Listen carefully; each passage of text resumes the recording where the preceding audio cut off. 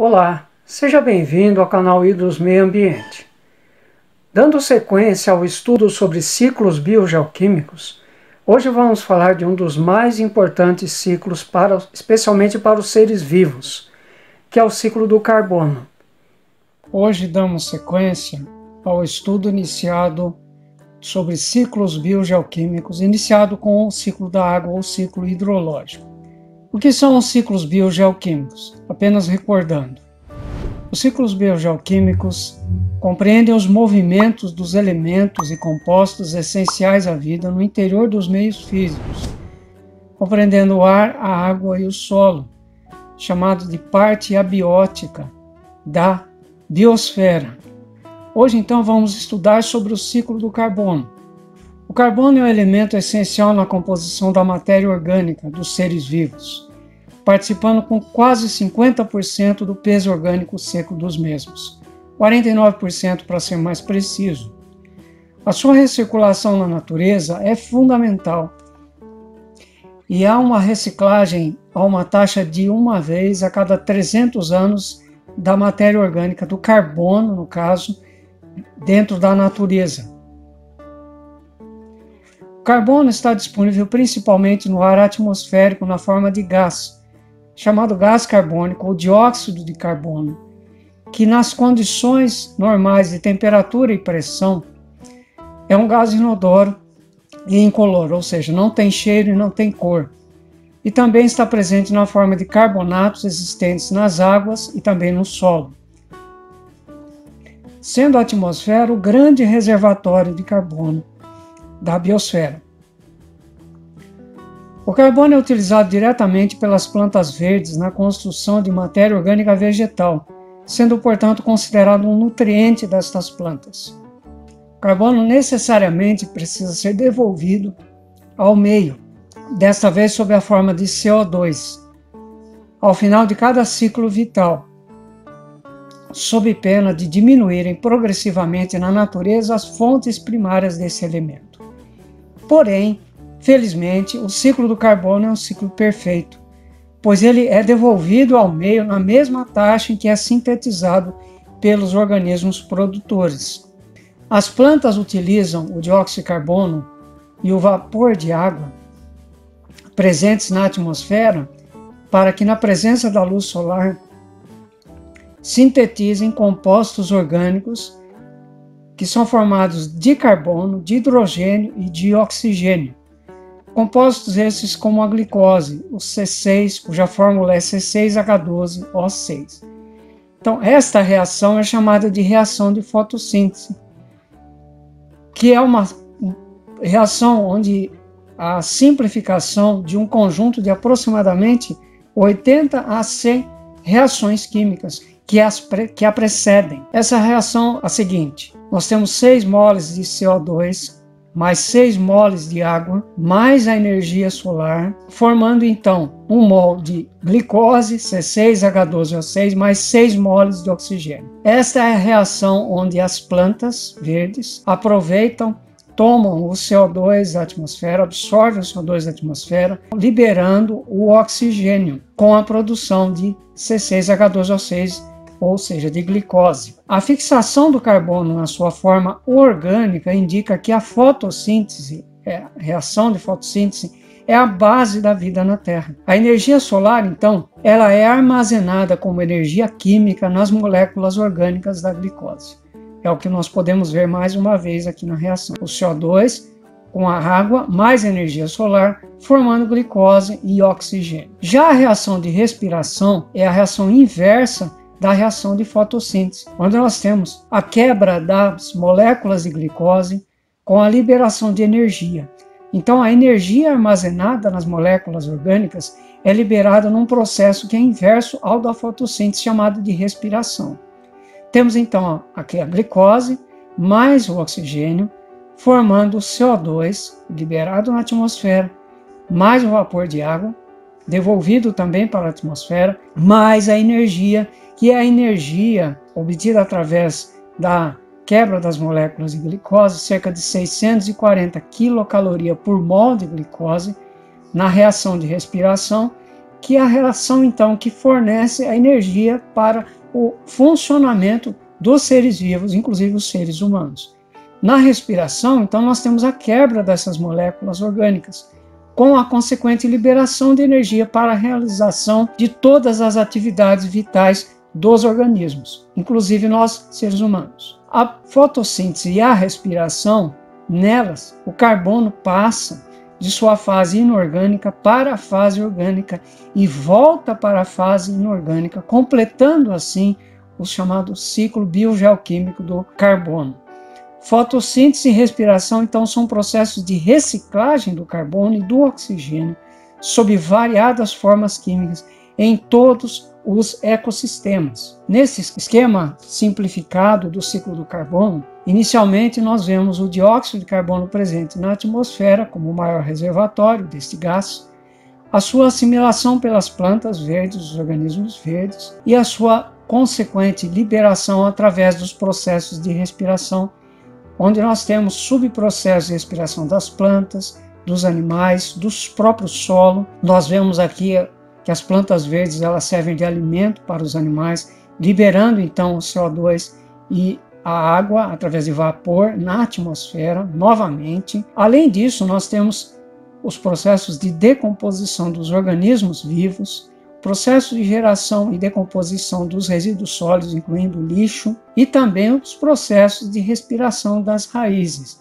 Tudo isso, então, o processo de fotossíntese com seu subprocesso e o processo de respiração com seus subprocessos de respiração, por exemplo, das plantas, dos animais e do solo, constituindo o ciclo biogeoquímico do carbono. Nesse esquema, nós temos uma descrição mais detalhada do ciclo do carbono, do ciclo biogeoquímico do carbono. E aqui nós começamos, mais uma vez, com o processo de fotossíntese, realizado pelos organismos produtores. E aqui nós temos demonstrado, nós temos aqui assinalado, as cadeias alimentares marinhas. Mas esses processos de fotossíntese ocorrem, é lógico, em terra, também nos ambientes terrestres, em toda a biosfera, em todo o planeta, em toda a biosfera. E este processo de fotossíntese que ocorre nas cadeias alimentares marinhas está aqui para ressaltar a interação do balanço do CO2 atmosférico com o CO2 aquático, porque há uma interação entre ambos, entre o CO2 que está presente na atmosfera com o CO2 que está presente no meio aquático dos oceanos. O CO2, então, ele se incorpora através de um processo chamado de difusão, através de uma reação química chamada de difusão, formando, entre outros, através de processos que demoram mais ou menos tempo, o sedimento calcário, formando o carvão mineral, formando os sedimentos orgânicos, quando há a morte dos organismos que estão presentes nas cadeias alimentares marinhas, por exemplo, formando também os restos vegetais através da decomposição das plantas verdes, como esta árvore que está aqui, formando os combustíveis fósseis, como óleo, como gás, como carvão vegetal. Estes combustíveis fósseis são usados para a movimentação dos veículos, para a geração de eletricidade, para a geração de calor, e na sua queima nós temos a recomposição do ciclo através dos processos de respiração, com a consequente liberação do CO2 na atmosfera e através dos processos de respiração e decomposição, juntamente com os gases metano e monóxido de carbono, CH4 e CO, nós temos então o desenvolvimento dos processos que vão levar à formação desses gases na atmosfera, juntamente então com o processo da fotossíntese, fechando o ciclo biogeoquímico do carbono. Este ciclo, como já dissemos, é um ciclo que ocorre de maneira equitativa tanto nos seus fluxos, 1012 moles por ano, assim como nos reservatórios. O que significam esses fluxos e o que significam esses reservatórios? Os fluxos são justamente todos esses movimentos do CO2, tanto na esfera, na atmosfera, como também na esfera dos oceanos, no meio aquoso, com a formação desses produtos como carvão, como óleo e os outros mais. Sendo assim, dentro do ciclo do carbono, há um ciclo principal e um ciclo secundário. O ciclo principal é o ciclo por meio do qual os produtores, os consumidores e os decompositores, todos esses organismos que interagem, que se juntam na cadeia trófica, na biosfera, participam respectivamente dos processos de fotossíntese e de respiração. Os organismos consumidores e decompositores participam no processo de respiração. Os organismos produtores, por sua vez, nos processos de fotossíntese. Nós, seres humanos, somos organismos consumidores. Ao mesmo tempo, dentro desse grande ciclo do carbono, ocorre um ciclo secundário que é mais lento. É um ciclo que ocorre através do decaimento das plantas e animais, através da morte e decomposição de plantas e animais, de seres vivos em geral, que são incorporados por processos geológicos na crosta terrestre, como nós vimos aqui nesta figura e nesta figura. E nesta figura aqui nós podemos ver com a geração e a acumulação ou acúmulo nos sedimentos calcários, nos sedimentos orgânicos, através dos restos vegetais e na formação dos combustíveis fósseis, do carvão mineral, do CO2, nesse ciclo secundário que é mais lento. Então, há um armazenamento da matéria orgânica nesse ciclo secundário, sendo então o ciclo principal um ciclo mais rápido, com a velocidade, com uma cinética mais rápida. Os organismos, eles então são transformados em combustíveis fósseis e em calcário, como nós podemos ver nas figuras anteriores, que ficam à margem do ciclo principal, constituindo o ciclo secundário. Esses combustíveis fósseis são, portanto, energia solar que fica armazenada, reservada na forma de moléculas orgânicas no interior da Terra, ou seja, constituindo os processos geológicos, desenvolvendo os processos geológicos que ocorrem no interior da crosta terrestre. É importante, mais uma vez, observar a existência da interação entre o CO2 da atmosfera e o CO2 aquático dos oceanos. Apesar da baixa concentração do CO2 atmosférico inicialmente, existem dois fatores para explicar a elevada quantidade hoje deste gás no meio ambiente. Primeiro, a sua alta taxa de reciclagem, conforme nós vimos no slide inicial, que ocorre a cada 300 anos, e também a presença de reservatórios auxiliares do carbono aquático nos oceanos. O carbono, então, ele fica acumulado nos oceanos, como nós já falamos. Então, esta interação entre os reservatórios aquático e atmosférico ocorre por meio de uma reação química de difusão, cuja direção depende da maior ou menor concentração do gás, porque os equilíbrios químicos aqui, eles são reversíveis. Tanto nós temos no sentido do CO2 atmosférico para estes subprodutos aqui, como também desses subprodutos para a formação novamente do CO2 atmosférico. Essa reversibilidade, ou essa via de mão dupla, é representada por estas setas aqui bidirecionais, neste ponto, neste e neste ponto. Nós temos a formação, então, do CO2 atmosférico, que por sua vez se difunde na água dos oceanos, em meio aquoso, gerando um produto chamado ácido carbônico, que é um ácido fraco com grau de ionização química baixo, que também se degrada em um cátion hidrogênio e um ânion bicarbonato, que se degrada por sua vez em dois íons ou dois cátions hidrogênio e um ânion carbonato. E assim, estes dois subprodutos, eles podem se juntar e reverter a reação nesse sentido, formando novamente o CO2 atmosférico. Então, essa reação ocorre nos dois sentidos, no sentido do CO2 atmosférico para a formação de carbonato e hidrogênio, assim como a formação de hidrogênio e carbonato para a recomposição do CO2 atmosférico. Caso haja um aumento da concentração de CO2 na atmosfera, esta reação indica que parte desse CO2 será absorvido pelo oceano, como nós vemos aqui nesta fase, ficando dissolvido então na água.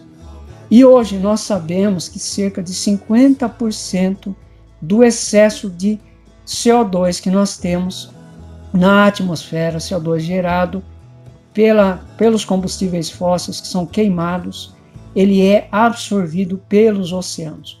Portanto, os oceanos são um grande reservatório do excesso de CO2 que nós temos e que causa o chamado efeito estufa, sobre o qual nós falaremos a seguir.